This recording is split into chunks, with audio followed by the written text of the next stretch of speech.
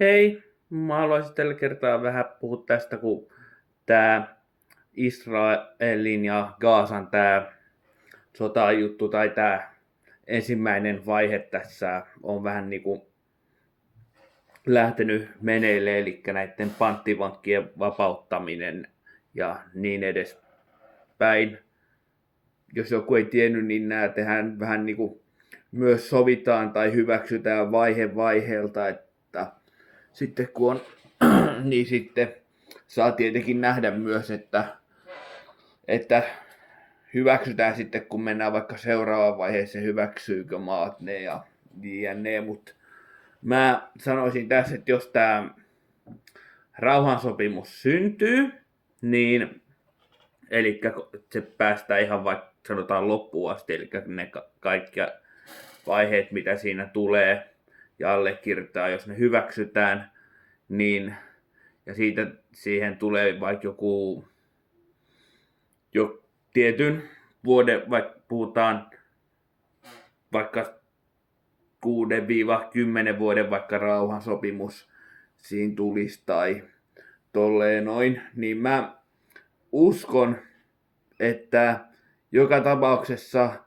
Hamas rikkoo sen sopimuksen esimerkiksi puolivälissä tai aikaisemmin tai vähän myöhemmin, niin kuin, että vähän aikaisemmin tai vähän myöhemmin, että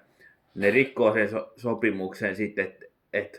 suurin piirtein niin kuin lähtee vaan suunnittelemaan vaan sitten sitä uutta hyökkäystä sen rauhan aikana niin kuin, ja sitten ehkä tapahtuu vähän osittain samoin mitä tässä nyt kun ne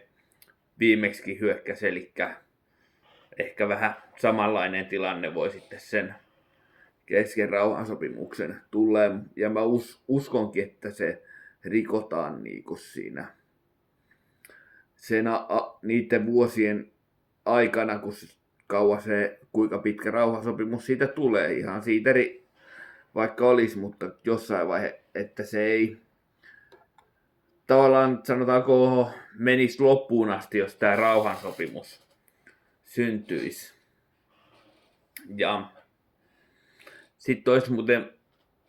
tämmöinen juttu, olisi ihan kiva, jos itsekin kirjoittaisitte, että kommentoisitte, että olisiko toi Trump oikeasti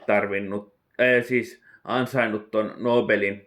rauhanpalkinnon, mutta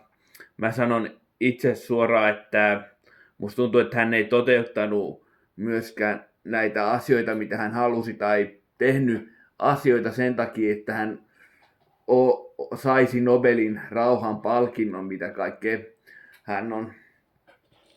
tehnytkään, ja aika paljon hän on asioita kaikessa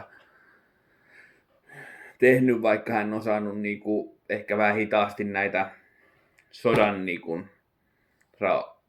näihin, siis puhutaan Ukrainan ja Venäjä ja Israel liittyviä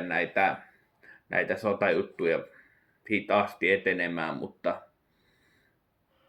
kyllähän on mun mielestä aika paljon, ja sanon, että omasta mielestä olisi ansainnut ton rauhanpalkinnon, ja lopuksihan oli myös sekin juttu, että Nobelin rauhanpalkinnon saaja, niin sen sitten hän sanonut, että omistaa sen Nobelin rauhanpalkinnon Trumpille, mutta musta tuntuu myös, että Trump ei saanut sen takia sitä rauhanpalkintoa, Nobelin rauhanpalkintoa, koska niin moni vihaa Trumpia muualla kuin jossain, varsinkin niin kuin juuri Euroopassa ja niin edespäin, että he ei vaan tykkää, he eivät ehkä ymmärrä häntä niin kovasti, ja kyllä oli myös juttuja, että en nyt muista mistä syystä suoraan, mutta monesta syystä olisi moni muukin maa halunnut, että hän saa niinku, se olisi niinku halunnut, tai oli maita joku 6 tai mitä lienee, jotka olisi halunnut, että sille annetaan se Nobelin rauhanpalkinto. Sitä en tiedä sitten, että miten ensi vuonna, mutta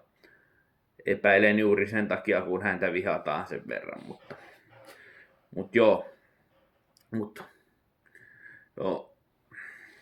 Mutta ei mulla tässä